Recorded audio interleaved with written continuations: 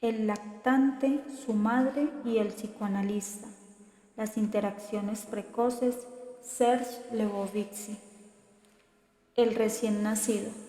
Capacidades sensoriales e interaccionales. Uno de los terrenos más asombrosos y cautivantes descubiertos por las recientes investigaciones es el que concierne las capacidades sensoriales del recién nacido y en especial a sus capacidades sensoriales e interaccionales. Para comprender la interacción progenitor recién nacido, conviene ver primero en qué percepciones y sensaciones se puede apuntalar y fundar. La visión. El estudio de Greenman prueba que una impresionante mayoría de recién nacidos, el 95%, es capaz, pasados los 4 primeros días de vida, de seguir con los ojos un objeto de color intenso, por ejemplo, un anillo rojo. Es cierto que los movimientos oculares suelen carecer de regularidad y que a menudo los ojos se desplazan de manera discontinua para recapturar el objeto que se mueve.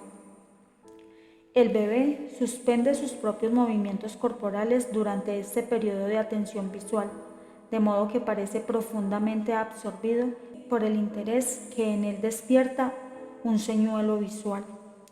Algunos recién nacidos llegan incluso a girar la cabeza para facilitar el movimiento de seguimiento ocular. Por otra parte, un trabajo de Fans mostró que recién nacidos de 10 horas a 5 días hacían fijación visual por más tiempo cuando se les presentaban blancos en que aparecía una forma estructurada, un rostro, círculos concéntricos, caracteres de imprenta, a diferencia de blancos de color uniforme. El autor extraía la conclusión de que ya en el periodo neonatal se puede reconocer el carácter estructurado de un blanco visual. La fijación visual en estos recién nacidos parecía indicar que preferían mirar imágenes que presentaran cierta complejidad antes que formas demasiado simples o fondos uniformes. Estudios como estos derribaron las concepciones anteriores según las cuales el recién nacido era un organismo cuyo sistema nervioso utilizaba el tallo del encéfalo como exclusión de la corteza, y otorgaron crédito adicional a las madres que desde el periodo neonatal aseguran que su bebé las mira. Por lo demás, sostener y hacer mimos al bebé son precisamente los gestos que el estudio de Greenman probó que favorecían la apertura de los ojos en el recién nacido y que por consiguiente hacían posible el seguimiento visual del estímulo.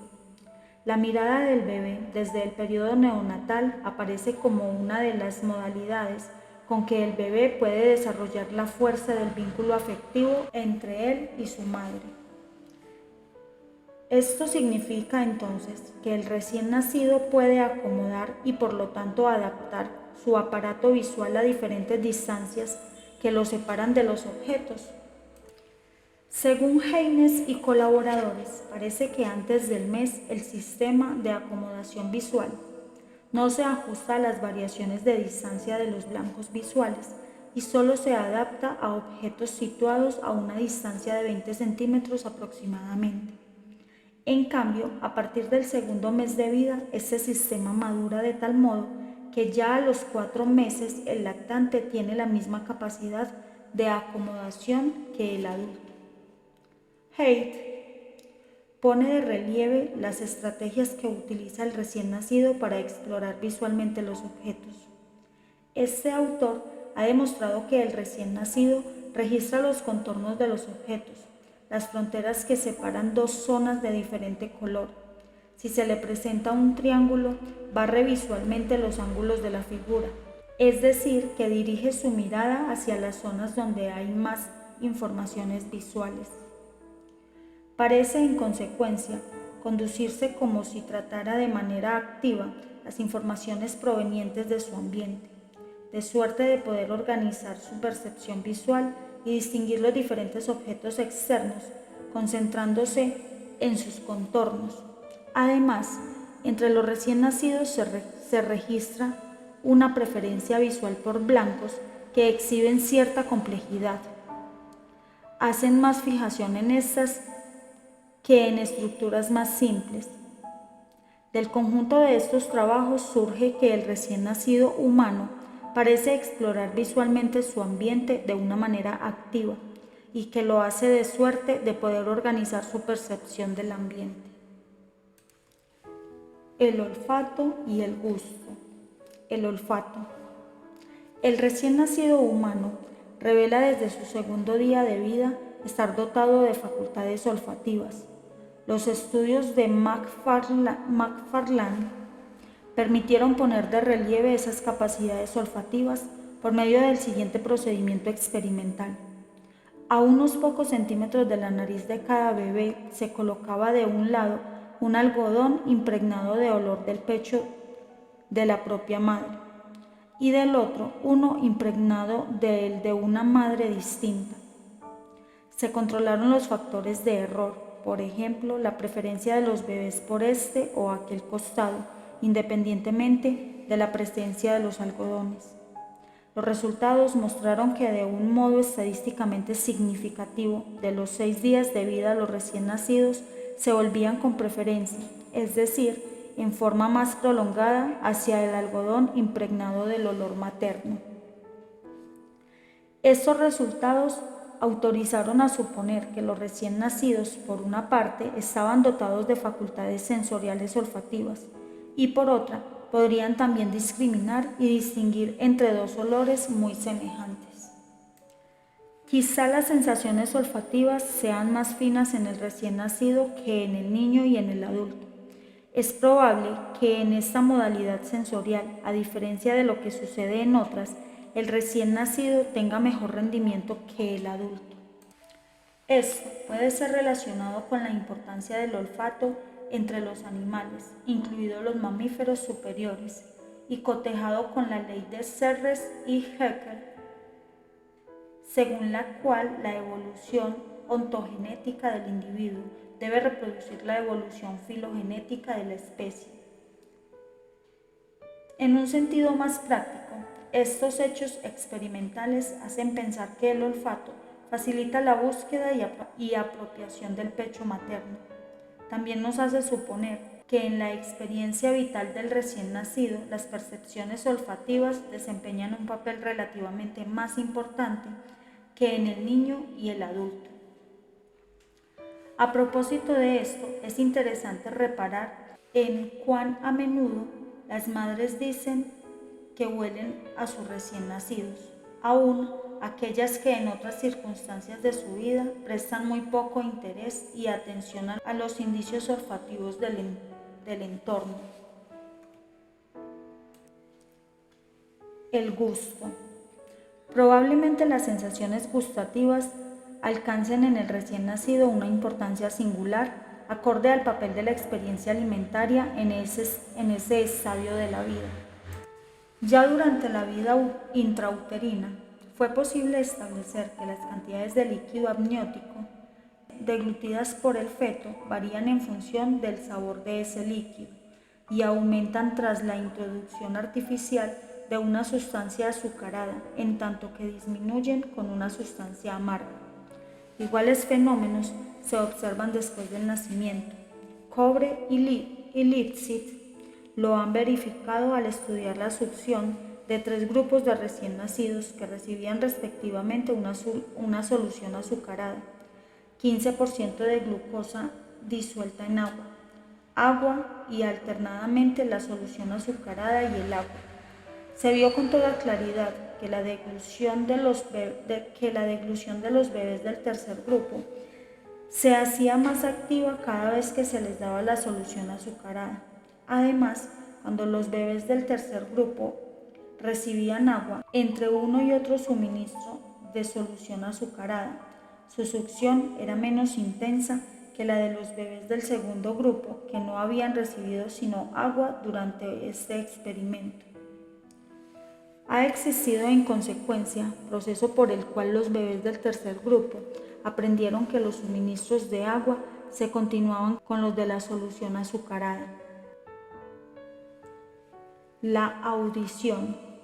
La audición del recién nacido tiene precursores fetales que ha sido posible estudiar utilizando como testigos de la sensación auditiva la respuesta del ritmo cardíaco o los movimientos fetales. Se comprobó entonces que el feto respondía con variaciones del ritmo cardíaco y de su actividad motriz a sonidos puros que le eran presentados a través de la pared abdominal de la madre. Y esto se podía observar desde la 26ª semana de gestación. Durante alguna de esas experiencias, la madre llevaba un casco que le impedía oír por su propio aparato auditivo estos sonidos. Además, los fetos son capaces de discernir entre varios sonidos de diferentes frecuencias. Si se repite la presentación de un mismo sonido, las respuestas tienden a disminuir y extinguirse. Habituación. La representación de un sonido de distinta frecuencia después de la habituación desata la reaparición de las respuestas cardíacas y motrices. Como el medio uterino en condiciones naturales no es silencioso, la intensidad sonora proveniente de la madre está en el orden de los 72 decibeles. Es posible que el feto esté expuesto a la voz de la madre y en menor medida a la del padre, y que esto en consecuencia sea un factor en sus reacciones postnatales a la voz humana y en particular a las voces de sus progenitores. La audición del recién nacido. Cuando un recién nacido se encuentra en un estado de vigilancia calmo y atento, la presentación de un sonido, por ejemplo, el de un sonajero a derecha o a izquierda del bebé, desencadena con mucha frecuencia reacciones de orientación. El bebé vuelve los ojos e incluso a veces la cabeza en la dirección de la fuente sonora. Cuando el bebé está somnoliento, la presentación de un sonido tiene el efecto de hacerle abrir los ojos. Cuando por el contrario los recién nacidos lloran, se ha podido observar que un sonido continuado, 200 ciclos por segundo, 85 decibeles, puede poner fin a los gritos, mostrándose así tan eficaz para el caso como un chupete azucarado. Pero no solo ocurre que el recién nacido parece oír, sino que da pruebas de hallarse en aptitud para discernir entre distintos estímulos sonoros. Esas capacidades de discriminación han sido advertidas para la frecuencia y el volumen sonoros. La voz humana, por su parte, produce efectos que se distinguen de los de otros sonidos y especialmente durante la segunda semana de vida. La voz de la madre, de otra mujer, de un hombre, es susceptible de provocar sonrisas con mayor frecuencia que otros estímulos sonoros. Inclusive ha sido posible poner en evidencia cómo bebés de un mes de vida podían efectuar finas discriminaciones auditivas y distinguir así entre la P y la B. La técnica empleada para verificarlo fue la siguiente. Los recién nacidos de este estudio succionaban una tetina ligada con un parlante, de modo que los movimientos de succión producen repetidamente el sonido pa, pa, pa, pa.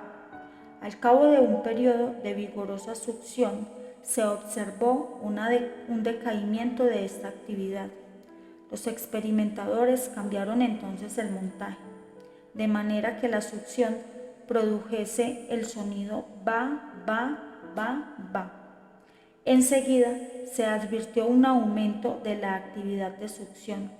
Aquel primer decaimiento depende del bien conocido fenómeno de la habituación, en virtud del cual la repetición de un estímulo idéntico se acompaña de un decrecimiento del interés.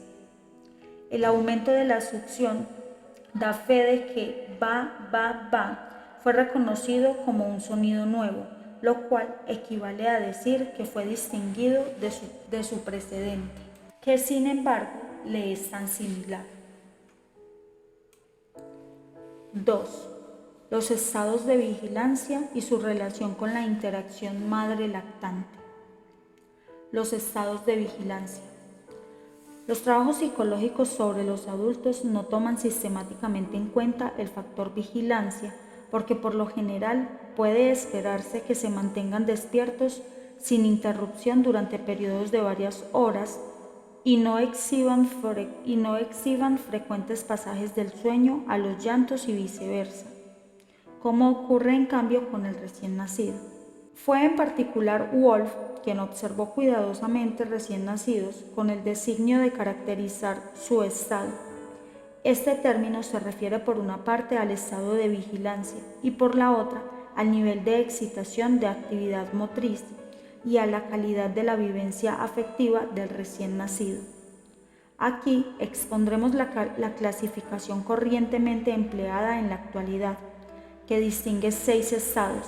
Los estados 1 y 2 corresponden al sueño, el 3 a la somnolencia y del 4 al 6 a la vigilia. Estado 1.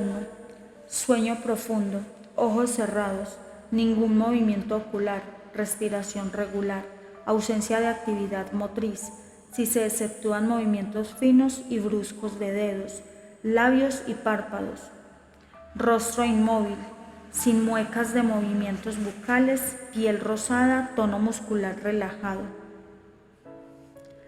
Estado 2.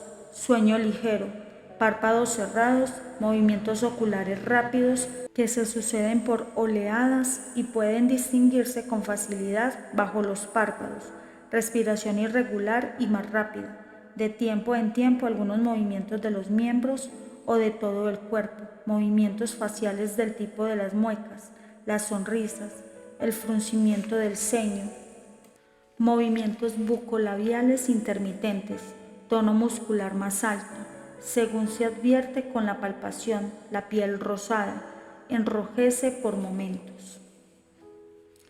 Estado 3. El lactante parece somnoliento, independientemente de que los párpados estén abiertos o cerrados. Cuando los párpados están abiertos, los ojos presentan un aspecto vidrioso y no se fijan en objeto alguno. Suelen también titilar o permanecer semicerrados. Débil actividad motriz. A mitad de camino entre la del estado 1 y la del estado 2. La respiración es casi siempre regular. Estado 4. El lactante tiene los ojos abiertos por completo, brillantes. Parece prestar atención a su ambiente e interesarse en lo y los que lo rodean. Su actividad motriz está suspendida, la respiración es más a menudo regular, el rostro permanece inmóvil sin gesticulación. Ocasionalmente, los ojos describen movimientos conjugados en distintas direcciones. Estado 5. El recién nacido está despierto, tiene una importante actividad motriz generalizada, miembros, tronco y cabeza están en movimiento. Ocasionalmente puede emitir gemidos y quejidos o esbozar el llanto. El rostro puede mostrarse distendido o gesticulante. Los ojos permanecen abiertos pero no se ven tan brillantes como en el estado 4. La piel enrojece intermitentemente. En la medida en que el recién nacido se agita, la respiración es muy irregular. Estado 6. El lactante llora y grita energéticamente. Actividad motora difusa, rostro gesticulante y enrojecido, ojos cerrados o ligeramente abiertos. En algunos casos es posible advertir lágrimas. Esta serie de estados describe una gradación que va desde el estado calmo en un extremo a un estado de máxima excitación en el otro. Su valor ha consistido en que se tomará en cuenta el factor estado en las descripciones de los comportamientos del recién nacido, porque por asombroso que parezca, ni se lo menciona en estadios que abordan temas tan diversos como las respuestas neurológicas o los procesos sensoriales. Ningún estudio de la interacción madre recién nacido puede dejar de lado este factor tan determinante en esa interacción que puede incluso condicionar su existencia misma. Entre uno y otro recién nacido existen considerables diferencias individuales en lo que respecta a la organización de los estados y a la importancia relativa de estos. Por ejemplo, las variaciones individuales del estado 4 parecen ser notables y pueden reflejar grandes diferencias en las relaciones de los recién nacidos con su ambiente. Al parecer, los estados de los recién nacidos responden a una organización. Dice Brazelton que los recién nacidos utilizan los diferentes estados para controlar las tensiones endógenas o exógenas y organizar su vivenciar. Según este criterio, los estados y sus cambios forman parte de mecanismos de regulación primitivos. Desde el punto de vista interaccional, los estados parecen representar comunicaciones extremadamente arcaicas entre el bebé y su madre. El estado del bebé comunica a la madre una impresión sobre la experiencia afectiva vivenciada por el recién nacido. Atención a lo externo, estado 4. El estado del bebé comunica a la madre una expresión sobre la experiencia afectiva vivenciada por el recién nacido. Atención a lo externo, estado 4. Excitación y o tensión, estado 5. Aflicción, estado 6. El estado del bebé comunica también a la madre qué disposición a la interacción tiene el recién nacido. Búsqueda de interacciones, estados 4, 5 y 6. Despliegue sobre sí mismo, estados 1 y 2, o el posible punto de transición representado por el estado 3, de signo distinto según que el bebé tienda a dormirse o a despertar, es decir, según que su somnolencia lo lleve a lo primero, o en cambio represente una etapa hacia lo segundo. Los estados del recién nacido constituyen también una comunicación por parte del recién nacido mismo, ya que la madre puede relacionarlos con el tipo de atenciones que haya brindado al bebé.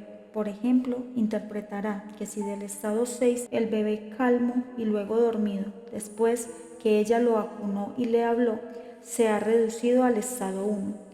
Lo hizo en respuesta a los mensajes reconfortantes que ella le dirigió. Un recién nacido que pasa del estado 3 al estado 4, cuando su madre le sonríe o lo acaricia, transmite una información que probablemente aquella traducirá así: las caricias y las sonrisas me incitan a permanecer totalmente despierto y atento a tu persona. A la recíproca, el bebé experimenta cuidados diferentes según el tipo de estado en que se encuentre y durante los primeros meses de vida tiene ocasión de establecer vinculaciones entre sus estados y el tipo de cuidados que su madre o su padre le brindan. El estado 4 presenta características muy especiales porque en él, cuando el bebé se encuentra totalmente atento y disponible para la interacción, podría decirse incluso que las interacciones establecidas durante los otros estados de vigilia se dirigen en buena parte a que el bebé alcance el estado 4. La duración del estado 4 va en continuo crecimiento durante las 4 primeras semanas de vida, como lo indican en el estudio de Wolf. Los promedios del porcentaje que ocupa sobre el tiempo total de la observación. Primera semana 11%, segunda semana 17%, tercera 19%, cuarta 21%. Hay que aclarar que las observaciones de Wolf fueron realizadas exclusivamente durante el día y no son otra cosa que aproximaciones. Si se supone que el despertar del bebé y especialmente su estado de vigilia calmo y atento, estado 4, está determinado sobre todo por necesidades fisiológicas como el hambre, podría esperarse que el estado de vigilia calmo y atento fuera máximo antes de las comidas y mínimo inmediatamente después. Sin embargo, por lo general, los periodos de vigilia calma y atenta son siempre más prolongados, de manera estadísticamente significativa, en la inmediata contigüidad al término de las comidas que durante los demás periodos juntos. Si exceptuamos la primera semana de vida, cuando las variaciones en el horario de las lactaciones en la maternidad introducen un factor no controlable. Es la falta de hambre lo que favorece el estado de vigilia calmo y atento, mientras que el hambre se asocia a los estados 5 y 6. El estado de vigilia calmo y atento se ve favorecido por ciertas sensaciones que provienen del ambiente, según lo explica Wolf.